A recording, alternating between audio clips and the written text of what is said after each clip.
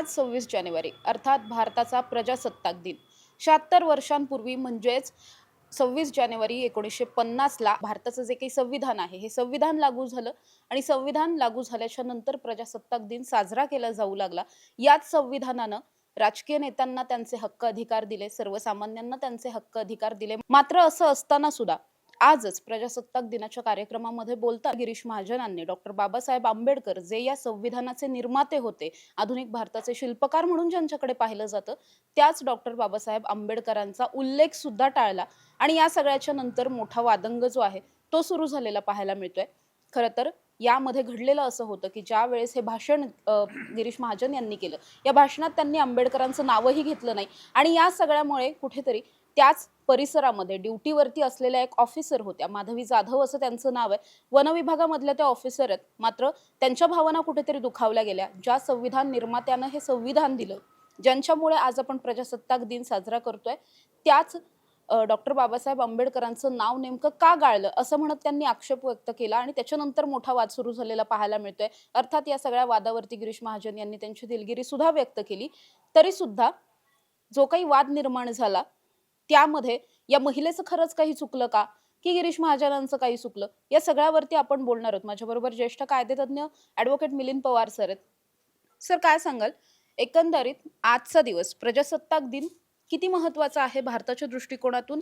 आणि प्रजासत्ताक दिन म्हटलं की डॉक्टर बाबासाहेब आंबेडकरांचं नाव येणं हे खरं तर आपसूक आलं पाहिजे. मात्र हा नावाचा उल्लेख टाळणं, काय वाटतं नेमकं हे किती अनवधानाने झालेली ही चूक नसू शकते? असं वाटतं का? नाही, बरोबर आहे.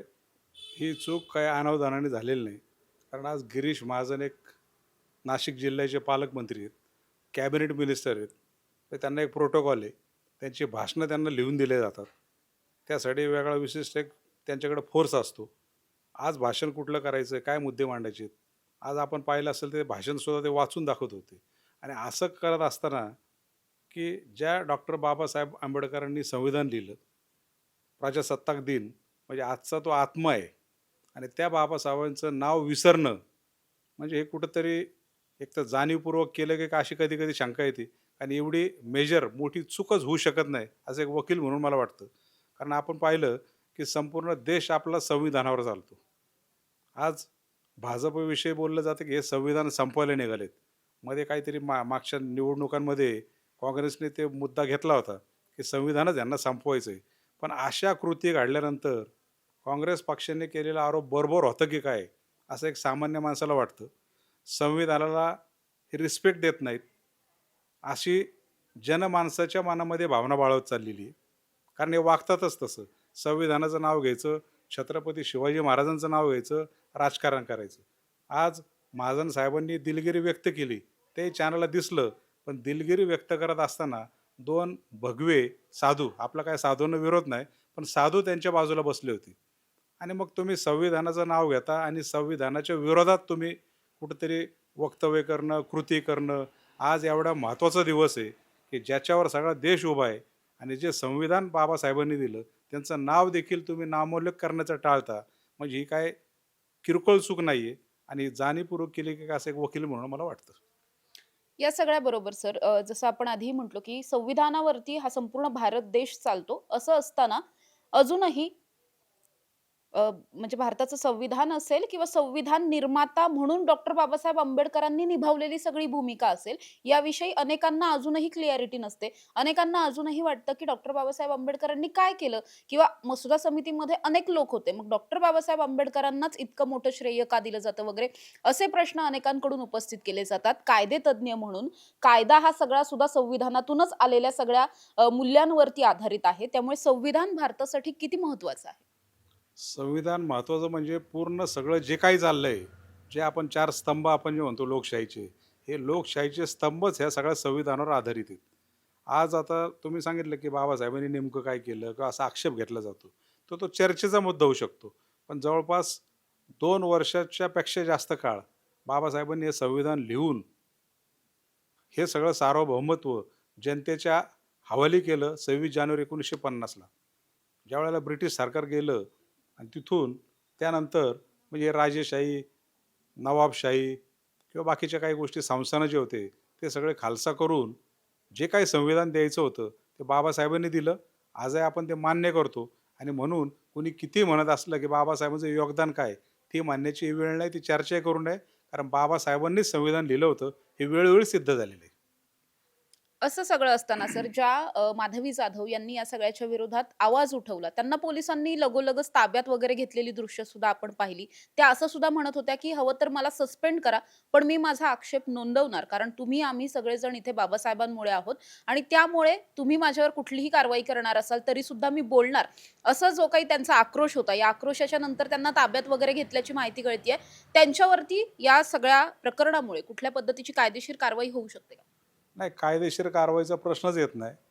कारण मुळात समजा त्यांच्यावर आक्षेप ठेवायचा म्हटला, तरी बाबा गणवेशावर असताना तुम्ही घोषणा दिल्या किंवा शिस्तभंगाचे प्रकार तुम्ही केला, असा जरी ठपका ठेवायचा म्हणला, तर शेवटी त्या जाधव मॅडम कोणी ज्या होत्या, ज्यांनी जे काही आज ते सगळं केलं, तो काय प्रकार घडला, हा त्यांचा तो भावनेचा उद्रेक होता. तो काही गुन्हा नव्हता. त्यांनी कुठली घोषणाबाजी केलेली नाही, कुठली हिंसा केलेली नाही किंवा सरकारी कामात अडथळा आपण जसं म्हणतो, कार्यक्रम चालू असताना काहीतरी केलं, असा कुठलाही प्रकार केलेला नाही आणि मुळात ह्याच्यामध्ये कुठल्याही प्रकारचं प्लॅनिंग नव्हतं. ज्यावेळेला महाजन साहेबांनी काय घोषणा दिल्या, त्यांचं पूर्ण भाषण झालं आणि त्या जाधव मॅडम त्यांच्या टीव्ही चॅनलसमोरच्या बाईटमध्ये किंवा त्या इन्स्पेक्टर मॅडमशी बोलताना त्या बोलल्या, की "आम्ही वाट बघत होतो, की आत्ता नाव घेतील, मग नाव घेतील." यांनी नावच घेतलं नाही आणि नाव घेतलं नाही, ही चूक झाली. ही महाजन साहेबांनी त्यांची दिलगिरी व्यक्त केली. म्हणजे ती महाजनांची चूक होती. या मॅडमने काही जाणीवपूर्वक असं कुठलं कृत्य केलेलं नाही. त्यांना त्यांचा उद्वेग बोलून दाखवला, की आम्ही वाट बघत होतो, आत्ता नाव घेतील, मग नाव घेतील आणि शेवटी ज्याच्यावर हे सगळं चाललंय, त्या पी-एस-आय मॅडमला सुद्धा त्या बोलल्या, की तुमची नोकरी, तुमची ड्युटी ती सुद्धा संविधानामुळे तुम्हाला मिळालेली. तर त्यांची जाणीव त्यांना करून दिली आणि हा जो भावनिक उद्रेक होता, तो उद्रेक त्यांचा त्यातनं बाहेर पडला. उलट त्यांच्या कृत्यामुळं, की हे पालकमंत्री असून किती असंवेदनशील आहेत. यांचं संविधानाविषयी काय भावना आहे? म्हणजे राजकारण करायचं आणि संविधानाच्या विरोधात वागायचं. म्हणजे असं म्हटलं जातं ना, "मुँह में राम और बगल में छोरी." अशा प्रकारचं कृत्य करायचं आणि त्यातून तो भावनेचा उद्रेक झाला आणि म्हणून त्यांच्यावर कुठली एफ-आय-आर होणार नाही. जास्तीत जास्त डिपार्टमेंटल इन्क्वायरी करतील, पण त्यात देखील काही निष्पन्न होणार आहे. जास्तीत जास्त तंबी देतील. इथून पुढे थोडंसं तुमच्या भावनावर आवर घाला, असं थोडंफार करतील. पण मेजर काही कारवाई होऊ शकत नाही, असं एक वकील म्हणून मला वाटतं. सर या सगळ्यामध्ये त्या असं सुद्धा म्हटलंय, की मला जरी तुम्ही सस्पेंड केलत, तर त्यानंतर मी अगदी मातीची पोती वगैरे उचलेल. मी त्याच्यामध्ये काम करेल. तुम्ही मला इथे नोकरीत नाही ठेवलं तरी सुद्धा चालेल. पण मी माझा आवाज उठवणार आणि त्याच्यानंतर आणखी 2-3 ऑफिसर सुद्धा त्या ठिकाणी जमलेले पाहायला मिळाले. आणखी एक लेडी ऑफिसर होत्या. त्या सुद्धा त्यांच्या या सगळ्या बोलण्याला दुजोरा देत होत्या. त्यामुळे या दोघींवरती सुद्धा जरी थेटपणे एफ-आय-आर वगैरे होऊ शकत नसली, तरी डिपार्टमेंटलच्या जी काही कारवाई होईल असं तुम्ही म्हणताय किंवा चौकशी होईल असं वाटतंय. या चौकशीमध्ये कशा पद्धतीची कारवाई होऊ शकते? सस्पेंड करण्या इतपत हे प्रकरण जाऊ शकतं का पुढे? नाही, सस्पेंड करायचा प्रश्नच येत नाही. कारण त्यांनी मी अगोदरच सांगितलं, की त्यांचा भावनेचा उद्रेक तिथं झाला.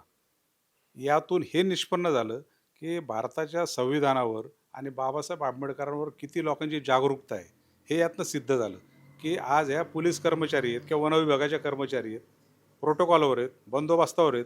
असं चालू असताना एक पालकमंत्री, जो संविधानाचे शिल्पकार बाबासाहेबांचं नाव घेत नाही, ही जागरूकता, की तुम्ही छत्रपती शिवाजी महाराजांचं नाव घेतलं, संभाजी महाराजांचं नाव घेतलं, त्याविषयी त्यांचा काही आक्षेप नाही.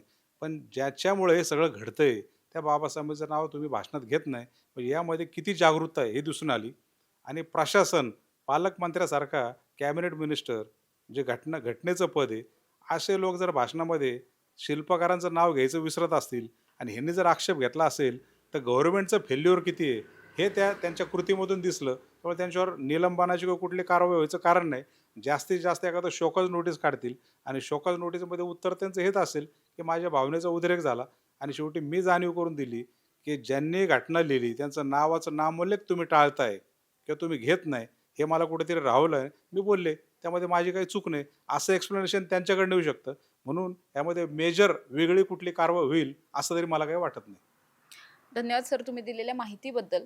खरं तर आपण बघतोय हे सगळंच प्रकरण जे आहे ते आज दिवसभर अनेक माध्यमांनी लावून धरलेलं पाहायला मिळालं होतं. अर्थात या सगळ्यावरती गिरीश महाजन यांनी त्यांची दिलगिरी व्यक्त केली किंवा चुकून बोलायचं राहिलं होतं, चुकून मी घोषणा द्यायची राहून गेलो वगैरे अशा पद्धतीने त्यांनी म्हटलं सुद्धा. कदाचित हे खरंच चुकून झालेलं असेलही, मात्र असं असताना सुद्धा प्रोटोकॉल आहे, भाषणं लिहून दिली जातात किंवा एखाद्या इतक्या मोठ्या व्यक्तीचं नाव जेव्हा तुम्ही घ्यायचं विसरता, हे खरंच चुकून होऊ शकतं का? हा खरं तर संशोधनाचा भाग असणार आहे. पण मात्र आज जे काही दिवसभरामध्ये घडलं किंवा माधवी जाधव यांनी त्यांचा जो काही आवाज उठवला, त्यांच्या पाठीशी आता अनेक लोक उभे असलेले पाहायला मिळतात. अर्थात या सगळ्यामध्ये भाजप पक्षाची म्हणून आता काय वेगळी एखादी भूमिका समोर येते का, हे पाहणं महत्त्वाचं असणार आहे. आणि दुसरीकडे प्रजासत्ताक दिनाच्या दिवशी डॉक्टर बाबासाहेब आंबेडकर या नावाला वगळून प्रजासत्ताक दिन होऊ शकत नाही, हे सुद्धा तितकंच खरं. कॅमेरा पर्सन निलेशसह समृद्धी जाधव, टॉप न्यूज मराठी, पुणे. तुमची car, electric panel, data server आगीपासून सुरक्षित आहे का?